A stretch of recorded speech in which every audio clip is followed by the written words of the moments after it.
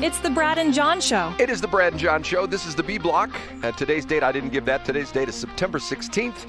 It is a Tuesday. So happy it's Tuesday, John. What does that spell? I don't know, John. Okay, I've got number 3 and number 2. Number 1, I will pre-warn you, I don't want to make it, I will say this up front. I don't want to do, when I do my number 1, I don't want to make it sound self-serving. I want to really try to make an impression on men out there because sometimes you don't think things can happen to you until they happen to you. You know what I'm saying, John? Oh, no, Brad, I'm sorry to hear that. I was going to go get mine last Wednesday, and I didn't go get it. And now I'm regretting it. Let's talk about it in story number 1. Well, no, we get to number 3 first. But what do we do in B Block, John? It's time for Brad's Top 3. It's time for Brad's Top 3. It is. And, of course, we have to say it twice. We just can't say it once. Ladies, one more time. It's time for Brad's Top. And that brings us to... It's number 3. There's been an article in the Post-Dispatch for the last couple of days, and it's not behind the paywall. And it's sponsored by the St. Louis Historical Society, I believe. And it talks about Oni the dog, O-W-N-E-Y, Oni the dog. Do you know this story, John? I don't know. Back in the late 1800s, there was a dog that started hanging out, and there's various reports. One person says that one of the postmasters in Albany, Illinois, or Albany, New York, actually owned this dog. Others says one day this dog walked into the post office there in Albany, New York. And Oni got to be like the I guess the mascot of the Albany, New York post office. And pretty soon, Oni decided that it didn't like Albany too much. It wanted to ride on the trains, which were the main source of getting mail around the country. So Oni, over the course of several years, became this huge, big deal to the point where when a city knew that the mail train was coming and Oni was on the train, it was big type front page news in the newspapers. And matter of fact, I'll talk on a little thing later about this when I finish this up. But it got to the point where Oni traveled around the country. Supposedly went to all 48 states. Keep in mind, this is before Hawaii and Alaska were states. Went to all 48 states, and then the Postal Service, who sort of adopted Oni as their mascot, the U.S. Postal Service, took it to Europe to promote the fact that you can actually send mail across the oceans, across the Pacific, and specifically the Atlantic, and send mail. And Oni traveled all over the country. And what's interesting about it is Oni died in 1898. But there was a huge, big display of Oni in 1904. Guess where, John? At the St. Louis World's Fair. They stuffed Oni and they took him around the country, and one of the biggest draws at the 1904 World's Fair in Forest Park in St. Louis was Oni, the Postal Service dog. And to this day, you can go to the Smithsonian Institute, Smithsonian, that place in Washington, D.C. where they have all the museum. You can go to that museum and see Oni the dog. Now, think about this, John. Think how we've changed. Do you think in 2025, there could be any kind of an animal that people go, oh my God, so, Gypso, the flying monkey, is going to be in St. Louis tomorrow. Let's go down and watch Gypso. You know what I'm saying, John? Not unless it was a prominent feral hog. Now, one of the interesting aspects of this is one of the primary promotional vehicles of Oni was as they moved the mail service to the west.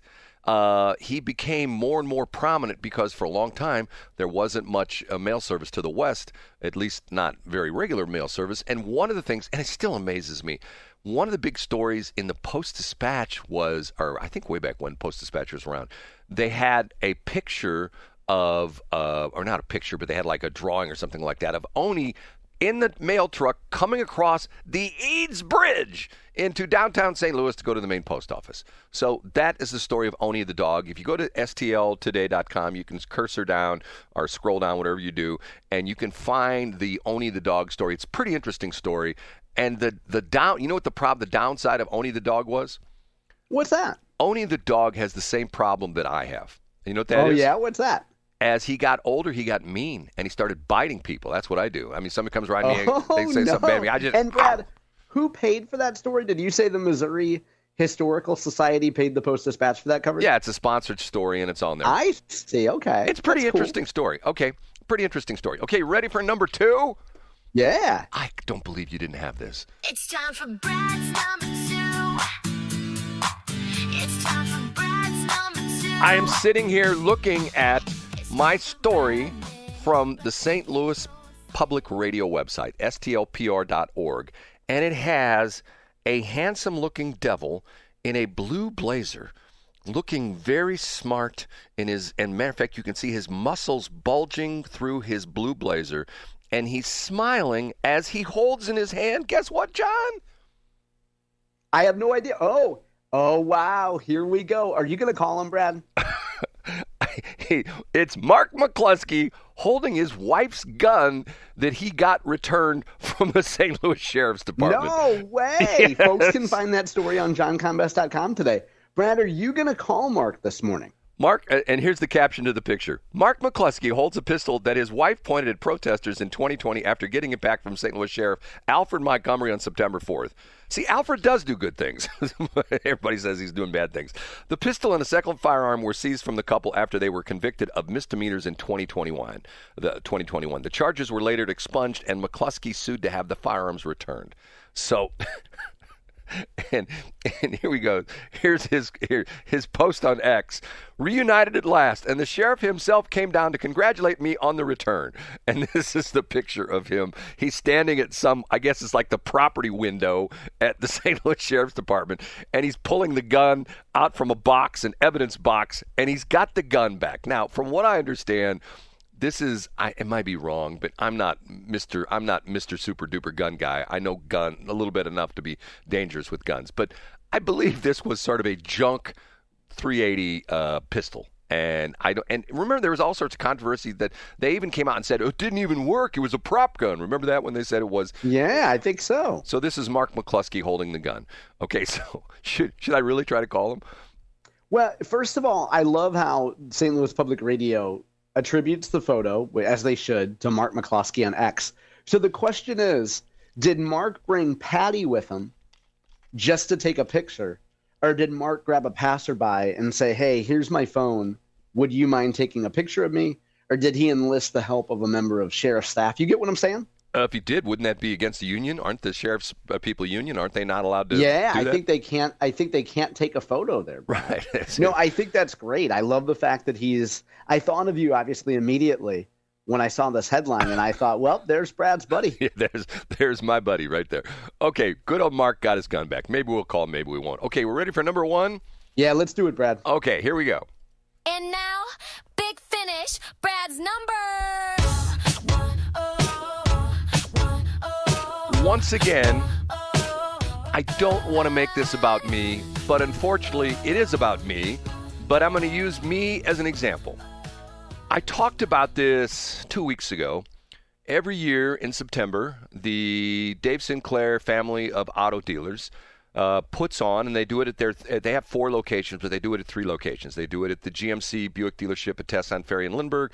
They do it at the Lincoln dealership out in St. Peters, and then they do it on successive Wednesdays. And tomorrow night, actually tomorrow afternoon or in early evening, from 4 to 6:30, it's at the original Dave Sinclair at Lindbergh and Lee May Ferry, and that's his address down in South County. And they do free prostate cancer screening, okay?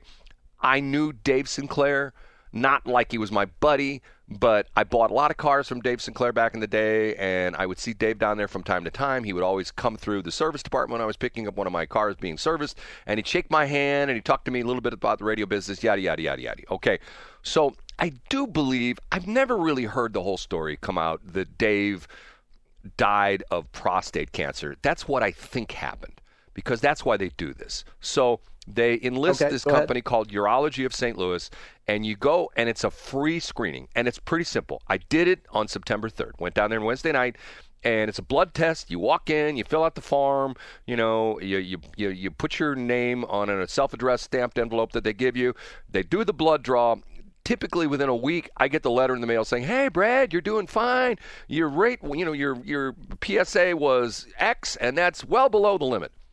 Well, that was September 3rd. Tomorrow it'll be 2 weeks. Actually, technically today it's 2 weeks, 14 days from when I had my test. Hold on, let me clear my voice here. And September 3rd was my date. So I didn't get my letter. And I kept thinking to myself, man, I should have got my letter by now. Yesterday, I got a phone call from the nurses, one of the nurses at Urology of St. Louis, telling me that my PSA level is not good. It's high. And they want to see me ASAP. Matter of fact, I have an appointment at 8:30 this morning. Now, those of you who know the medical situation, a lot of times, if some doctor says he wants to see you and you try to get an appointment, you're lucky if you get an appointment 2 or 3 weeks in advance. I got an appointment 18 hours. This was in the afternoon yesterday when I finally got a hold of them because I guess the call came in right around noon and I called back. It went to my voicemail and I called back at 1 o'clock and they set up an appointment with me. So all I'm going to tell you is, dudes, this is not a dudette thing. I guess the reciprocal of this would be for women would be breast cancer and cervical cancer because that's why you have the mammograms. That's why you have the pap smears. Guys, it doesn't take, it's going to take you, if you're a St. Charles County guy or a John guy or something like that, it's going to take you more time to drive down to Dave Sinclair tomorrow night than it is for you to actually have the test. And typically, they move them through pretty quick. I was at the Dave Sinclair Ford dealership, I guess about 4 or 5 years ago, and there were probably about 20 guys in front of me.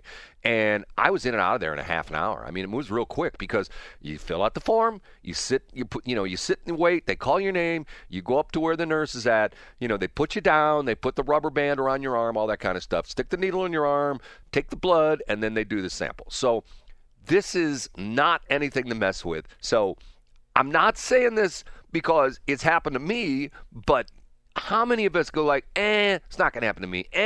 I'm not old enough. Nobody in my family had prostate cancer. Okay? Take the damn test. Okay? How's that, John? That's a great reminder, Brad. That's a great, pardon the expression, but it's a great PSA. Well, the problem with this is, you get to the point where, and everybody thinks about this, can't happen to me, can't happen to me. It happens to everybody. And the crazy part of this is, as I understand it, I'm not a doctor, I don't play one on TV. Supposedly, if you catch prostate cancer early, it's one of the easiest, I shouldn't say easiest, but it's one of the most successful treatments of cancer there is. Now, the crazy part of this is that, remember, was it couple months ago when it came out that supposedly Biden has prostate cancer? Wasn't that what it came out with? Which everybody went and it was apparently super aggressive according to some reports. Right. And it's to the point where okay, he has, I think it's safe to say, maybe not the best healthcare in the world, but probably among the top 0.05 healthcare in the world because he's got a doctor that's always within 100 feet of him or something like that. And, and if he gets the sniffles, the doctor comes in and does all sorts of tests and stuff like that. You and I, we don't have that kind of luxury, to the point where. Well, Brad, you have a concierge healthcare plan, right? Well, I do and I don't. Quite honestly, I don't use it that much. I mean, Dr. Weichert, Kevin Weichert, who Shelley Barr originally turned me on to him, world's best doctor. I'll say that right now. But the kind of thing that there are members of my family who are in healthcare. And I won't say who they are, but it's like anything. You have people who are good patients and you have people who are butthead patients. And there are some patients that demand to see a doctor if they have a hangnail. You know what I'm saying? And of course. To the point, I'm probably the opposite. I won't go to the emergency room unless my finger is hanging off by a thread because I got it caught in a piece of machinery or something like that. I think it's time to go to the emergency room. Yeah, or if you get caught set on fire at a transmitter site and firefighters come, they have to insist, in fact, force you to take medical attention. Well, right, I did. One of my you see, John's talking about. If you know what we're talking about, my zero-turn lawnmower was been about 3 weeks ago. Caught fire at the transmitter site, and I got some burns on my back because if you know the zero-turn lawnmowers, the engine sits right behind you, and I didn't realize it was on fire until it stopped running, and I turned around and there's flames shooting up behind me, and to the point where, if you want, I'll send you a picture. Matter of fact, I do that today. I'll send you a picture of the back of the seat I was sitting in, and it'll show you how close I came to being incinerated because the back of the seat is gone. It's just literally burnt away. But you know, it's one of those things, and I'm the worst at this. I really am. I'm the worst at this. And you know, as I get up there in years, you know, I mean, the big thing for me was earlier this year when I turned 90. You know, I mean, it's to the point where I'm not going to live forever. You know, unless I was Xi Jinping or Putin, and we're going to talk about, you know, having the slaves having their organs harvested so I could live forever. That's not going to happen for me because I'm not the leader of China or the leader of Russia, and I don't have any slaves that work for me. So, you know, I can't get any of their organs, right, John? So after your appointment today, I'm sure if you're like most people, you've probably Googled what the next steps are. Or in your case, Brad, you would ask ChatGPT, what do you expect to happen today at the doctor's appointment? Well, John, here's the interesting thing. When I registered, they gave me an online registration form, and there's gazillion questions in there. And a lot of the symptoms of advanced or even regular prostate problems, prostate cancer, the whole bit, I don't have. Like, you know, I don't get up in the middle of the night to urinate. I'm sorry, this is maybe TMI. I don't have that problem. I don't urinate 42 times a day. You know, as far as that's concerned, I'm pretty regular as that's concerned. So, but yet still, I don't know. I don't know what's going to happen. So, and I will tell you this up front, John, that, you know, instead of me, normally my routine is we get off the air at 8 o'clock and I chop up Yeah, I the got show. you, Brad. Don't even worry about it. Yeah, You don't even have to say it. I'll get it. I'll chop it up when I get back from the doctor's office. So I'll just say one more time, dudes, this is not a dudette thing. Dudes, tomorrow night, 4 to 6:30, it's effing free. Don't say you can't afford it, you know, and to the point where, and I'll say this right now, if you tell me you can't get down to South County, call me, 314-280-8880. I will drive you myself down to South County. Get the free test. You have to buy me something at White Castle. You have to buy some Little W's or something like that. I'm just not going to be a totally free ride. So, you know, you have to buy me like value meal at McDonald's. You don't have to do that. But once again, John, I'm going to shame you. John, can I get you into doing that tomorrow night? Yeah, I'm at DaveSinclairBuickGMC.com. The only date they have listed, excuse me, is September 3rd. Yeah, but I'm guessing they've added some more dates. No, but this is at the Ford dealership tomorrow night. The Ford dealership. Oh, it's a Ford dealership. Yeah, okay, see, I'll look that up. Yeah. What they do is they move it around. They usually start with the GMC dealership at Tesson Ferry in Lindbergh. That was the 3rd. Last Wednesday, was out at the Lincoln Mercury dealership in St. Peters. And tomorrow afternoon is the Ford store, the original Ford store around there on Lindbergh and Lee May Ferry. You know, just essentially where Lindbergh sort of ends down there, if you know what I'm talking about. 7466. I have it in front of me now. Walk-ins, welcome. Right. 7466 South Lindbergh, 4 to 6:30 p.m. 4 to 6:30. And once again, FREE. If you can't get down there, and I'm serious when I say this, call me, 314-280-8880. I will personally drive you, okay? Enough Brad, of that. I'd love to stay in chat, but I urinate 48 times a day. I got to run to the bathroom. I don't know what's wrong. John's going to be Mr. Funny Man. Ha, ha, ha, ha. Okay, but you know what? You know what you might find when you run to the bathroom? What's that, Brad? You might be met with an armed man from Central West End waving a silver 380 ACP pistol at you saying, no, you can't go to the bathroom now. You got to get back on the air. Brad. Okay, we have to take a break.